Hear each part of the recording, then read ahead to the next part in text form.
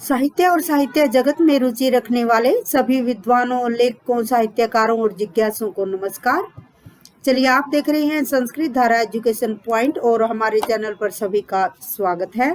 आज की जो हमारी क्लास वो बहुत इम्पोर्टेंट रहेंगी। हम सभी जानते हैं कि हिंदी विषय का जो पेपर है वो 22 या 23 तारीख को है, हिंदी विषय का BA फर्स्ट का। तो उसके लिए आज क्लास हम बना रहे हैं। तो कई बार एग्जाम में जो एग्जामिनर है वो छंद से संबंधित कोई दोहा पूछ लिया जाता है कि इसमें कौन सा छंद है या छंद कितने प्रकार के होते हैं, छंद का अर्थ क्या होता है। तो आज की जो हमारी क्लास रहेगी छंद विषय पर आधारित रहेगी। छंद जो शब्द है वो छद धातु से बना है, जिसका अर्थ होता है आह्लादित करना या प्रसन्न करना। कि जैसे जो नाट्य शास्त्र के प्रणेता थे वो भरत मुनि थे, अलंकार के जैसे भामह थे, उसी प्रकार छंद शास्त्र के जो प्रणेता थे वो ऋषि पिंगल को माना गया है।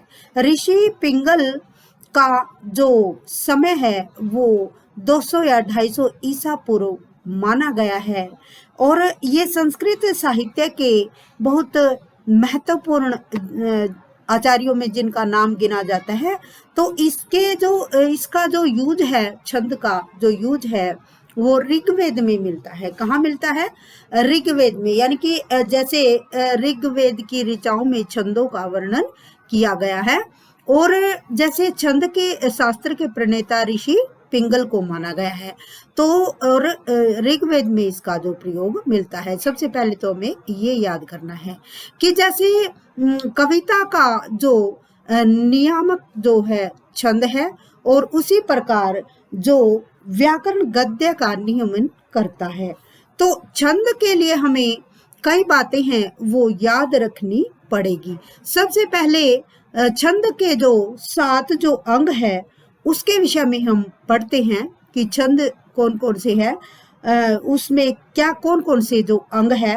तो उसमें सबसे पहले चरण, पद या पाद, वर्ण और मात्रा, संख्या और क्रम, गण और गति, यति या विराम और तुक का यूज किया जाता है। तो ये जो 7 अंग है छंद के, इनके विषय में हम पढ़ते हैं।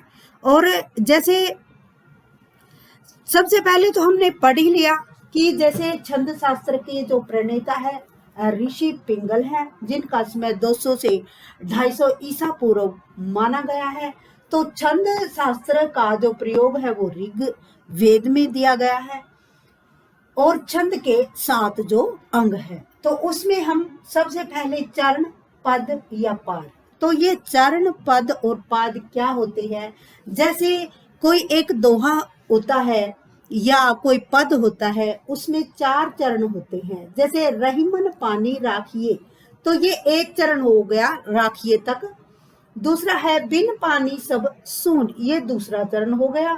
और पानी गए न उबरे, ये तीसरा चरण हो गया। और मोती मानुष चूर, तो ये 4 चरण हो गए। तो इनमें से जो प्रथम जो चरण वो फर्स्ट वाली लाइन को हम बोलते हैं। कई छंद ऐसे होते हैं जो चारों चरणों में लिखे जाते हैं और कई छंद ऐसे होते हैं कि जो 4 चरणों में भी हम लिखते हैं, लेकिन हम 2 पंक्तियों में भी जिनको लिख सकते हैं। कि जैसे रहीमन पानी राखिए, बिन पानी सब सून, यहाँ तक एक पंक्ति हो गई और इस पंक्ति को ही एक दल बोला जाता है। क्या बोला जाता है? दल। तो दो जैसे चरण है, 2 चरण से एक लाइन बन गई और इसी लाइन को क्या बोलेंगे हम? पंक्ति या दल। तो इसके अलग अलग जो नियम दिए गए हैं व्याकरण शास्त्र में आचार्यों ने। तो इसमें चरण का अर्थ हम समझ गए कि रहीमन पानी राखिए, तो यहीं पर जैसे 4 जो चरण है तो वो चौथा जो चरण है वहीं तक उसको चरण, पद या पद हम बोलते हैं। तो अब देखो, जैसे मीराबाई के पद हमने पढ़े थे, बिहारी के जो हमने दोहे पढ़े थे, तो वो जो हमने जैसे BA फर्स्ट में हमने पढ़े थे, तो वो जो है वे पद जैसे सूरदास जी के पद हमने पढ़े, और तुलसीदास जी के पद पढ़े तो उसमें जो प्रथम जो लाइन आएगी उसका आधा हिस्सा वो चरण या पाद कहलाता है। तो समझ गए होंगे सभी। नेक्स्ट है इसका वर्ण और मात्रा। वर्ण और मात्रा, वर्ण और मात्रा का अर्थ है कि कहाँ जो लघु मात्रा आएगी और कहाँ गुरु मात्रा आएगी। लघु के लिए हम जैसे एक लाइन या एक पाई का इस्तेमाल करते हैं और गुरु के लिए हम जो एस का ये निशान है ये यूज करते हैं। तो ये लघु और ये गुरु का जो निशान है। तो वर्ण और मात्रा की गणना करना ही लघु और गुरु कहलाता है। जैसे ए, ई, उ और री, ये चार जो वर्ण है ये लघु में गिने जाएंगे। किस में गिने जाएंगे? ए, ई, उ और री, ये चार जो वर्ण है ये लघु वर्णों में गिने जाएंगे। और गुरु वर्णों में क्या गिने जाएंगे? आ, ई, उ, ओ, औ, अंग और अह। तो ये जो वर्ण है ये मात्राओं में गिने जाएंगे जिनका जो निशान होगा वो एस टाइप होगा, यानी कि गुरु की मात्रा जहां लगाएंगे। जैसे हमने पढ़ लिया ए, ई, उ, री, क, की, कु, तो ये जो शब्द है वो लघु में आएंगे। और आ, ई, आ की मात्रा, ई बड़ी की मात्रा, बड़ा ऊ की मात्रा, ओ की मात्रा, औ की मात्रा, अंग की मात्रा जहां आएगी और विसर्ग जहां आएगा तो वो क्या कहलाएगा? गुरु कहलाएगा। नेक्स्ट है इसमें संख्या और क्रम कि जैसे हमने लघु का साइन क्या है और गुरु का साइन क्या है ये डिसाइड करना, और कहाँ पर कौन सा लघु वर्ण आएगा कौन सा गुरु वर्ण आएगा, तो ये संख्या और क्रम के अंतर्गत गिना जाएगा। जैसे रहीमन पानी राखिए, तो ये संख्या के अकॉर्डिंग, जैसे रहीमन, तो ये तीन जो शब्द है रहीमन, तो ये चौथा, ये जैसे तीन हो गया, फिर चार, फिर इसके एस के लिए दो का जो निशान लगा दिया, यानी कि दो में गिने जाएंगे गुरु की जो मात्रा है। और पानी जैसे गुरु, नी में गुरु, रा में गुरु, खी छोटा ई की मात्रा है तो यहाँ पर लघु का निशान, और ये में क्या आएगा? गुरु का निशान। तो यहाँ पर जो टोटल जो संख्या होगी वो मात्राओं की और जैसे वर्णों की मात्रा के अकॉर्डिंग गिना जाएगा। अब देखो आगे है इस पे गण। गण का अर्थ होता है समूह। गण का अर्थ क्या होता है? समूह। जैसे तीन वर्णों का जो एक समूह होता है तो उसको हम गण बोलते हैं। तीन वर्णों का समूह क्या कहलाएगा? गण कहलाएगा। तो ये जो गण क्या है, देखो इसके लिए ये जो वर्णिक छंदों में प्रयोग किया जाता है कि वर्णिक छंदों में एक सूत्र दिया गया है जिसमें बताया गया है वर्णिक गण कौन कौन से है। तो इसका एक सूत्र है वो सभी को याद कर लेना चाहिए कि यह माता राजभा नसलगा। तो यहाँ पर 8 जो गण है और ये ल के लिए लघु और गा के लिए गुरु। तो यहाँ पर कितने गण हैं? ये वर्णिक छंदों के लिए है। जैसे इंद्र वज्रा छंद है और जैसे वंशस्थ छंद है, शिकरणी छंद है, तो ये वर्णों के लिए गिने जाते हैं, तो वो वर्णिक छंदों में यूज किया जाते हैं। तो वर्णिक छंद कौन से हैं, मात्रिक छंद कौन से हैं, वो हम अगली क्लास में पढ़ेंगे कि जो इसके लिए एक सूत्र दिया गया है कि आचार्यों ने कि यह माता राजभान सलगा। तो जैसे यह के लिए यगण के लिए जैसे यह माता, यही वर्ण बिल्कुल आसान है, कोई जैसे कठिन नहीं है। छंद का जो टॉपिक है हम याद करेंगे तो बिल्कुल आसान दिखाई देगा। यगण के लिए यह माता, यानी कि 3 वर्णों का एक समूह। यह के लिए लघु की मात्रा, माँ के लिए गुरु की मात्रा और ता के लिए जैसे गुरु की मात्रा। नेक्स्ट है इसमें मगण के लिए जो चिन्ह है इसका मातारा, तो इसमें सभी गुरु आएंगे। सभी गुरु आएंगे। तो फिर है तगण। तगण के लिए ताराज। ताराज, ताराज के आ की मात्रा आ गई। आ की मात्रा किस में हम गिनेंगे? गुरु में गिनेंगे। तो यहाँ पर माँ तारा यानी कि सारे गुरु हो जाएंगे। फिर है तगण। तगण में ताराज, जैसे ताराज कैसे कि जैसे आ की मात्रा आ गई तो ऐसा आ गया, और राज, ठीक, ताराज। फिर रगड़। रगड़ के लिए राज भा। राज के लिए जैसे गुरु की मात्रा, फिर लघु और फिर गुरु। फिर है जगन। जगन के लिए जय भान। जय भान के लिए इसका जो साइन है जय के लिए लघु, फिर भा के लिए गुरु और न के लिए लघु। फिर है इसका भगण। भगण के लिए भान स।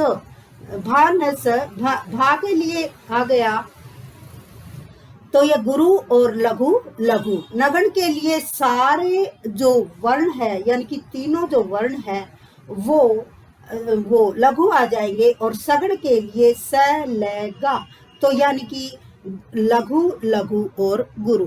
तो बिल्कुल आसान है, ये सूत्र हमें याद करना है कि जैसे यह माता, तो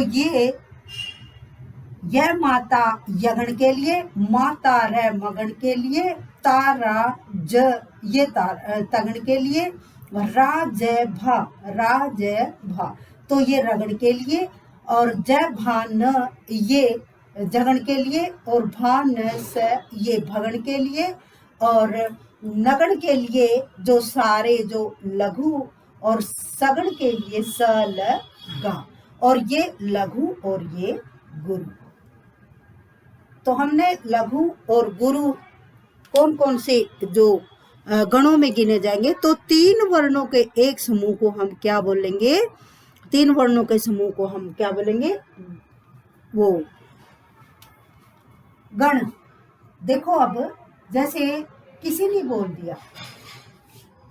दिया जैसे लघु और गुरु, तो इसके लिए साइन दे दिया लघु का जैसे पाई वाला अक्षर, और गुरु के लिए एस वाला अक्षर। या तो अब ये जो वर्णिक छंदों की बातें कर रहे हैं हमें, कि जैसे वर्णिक छंदों में जो एस वाला जो चिन्ह है ना, तो ये जो चिन्ह जैसे इसकी हम गणना करें तो ये एक में ही गिना जाएगा, ये एक में ही गिना जाएगा। वर्णिक छंदों में की बात कर रहे हैं। और जैसे मात्रिक छंदों में तो इसके जो चिन्ह को हम दो वो वर्णों में हम गिनेंगे, तो इसकी संख्या 2 गिनी जाएगी मात्रिक छंदों में, और इसकी संख्या लघु की 1 में गिने। तो ये मात्रिक के विषय में है। और वर्णिक छंदों में तो ये 1 मात्रा के लिए और ये 1 मात्रा के लिए, तो ये 2। जैसे किसी ने कह दिया भव्य, वर्णिक छंदों की बात कर रही है कि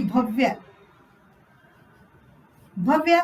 एक तो जैसे किसी ने बोल दिया सत्य, तो वर्णिक छंदों के लिए हम जैसे स के लिए जो लघु तय आधा अक्षर गिना नहीं जाएगा, आधा अक्षर गिना नहीं जाएगा।